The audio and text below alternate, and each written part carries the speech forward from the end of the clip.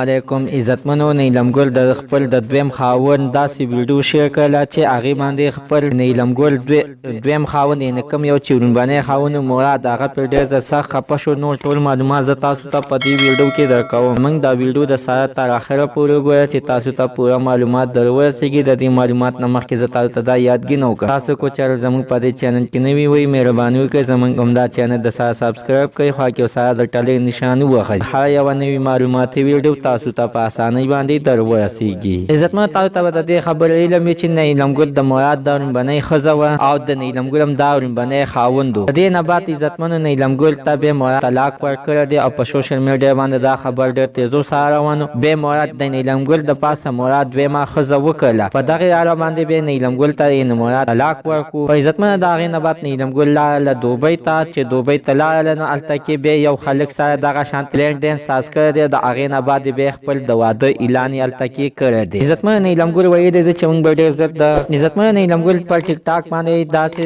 یوه ویډیو شیر کړې وه چې خلک سره نیلم ګل لاس ورکړی او خپلو دوانو ګنټې یې شو کولې. خو ډېرو مینهوالو ته نه بیا دغه په کامنټ کې دغه غوښتنه کړې وه چې دا تا بیا مراد سره یې لاس میلاو کړی دی او مراد سره بیا یو ځای شوي. په نیلم ګل ته په جواب کې ویلي نه دا نه مراد دی او نه به مراد سره زه داسې څه میلاو به شم. مینهوالو ډېر زر به د نیلم ګل واده وشي دې خلک سره. عزتمنو دا و د سره زموږ نننۍ معلومات ته د نیلم ګل د واده په باره کې چې د دې پورې د سره شریک کړ. عزتمنو په سوشل میډیا باندې دا خبر ډېر تیزو سره روان دی چې ویل کېږي چې نیلم ګل نظام نه د خپل خوښې خلک پیدا کړی دی او واده ورسره کوي. خو عزتمنو تر اوسه پورې دا نیوز څه حقیقت نه لري. چې حقیقت ولري نو بیا به تاسو ته موږ حقیقت ویډیو انشاءالله د سره شیر کړو. ځکه عزتمنو چې موږ ته خپل هم تر اوسه پورې د دې خبرې څه علم نشته، ځکه چې موږ مدعي سره خبرې نه دي شوي. مدعي سره خبرې وشي د هغې نه بعد بیا تاسو ته موږ وایو چې او واقعه خبره چې د نیلم ګل واده دغه خلک سره کېږي. عزتمنو زموږ د نننۍ معلومات ته د دې پورې د نوي معلومات دپاره د سره زموږ همدا چینل د سره سبسکرایب کړئ، خوا کې سره د ټلې نشان ووهئ. هر یوه نوي معلوماتي ویډیو تاسو ته په اسانۍ باندې در ورسېږي.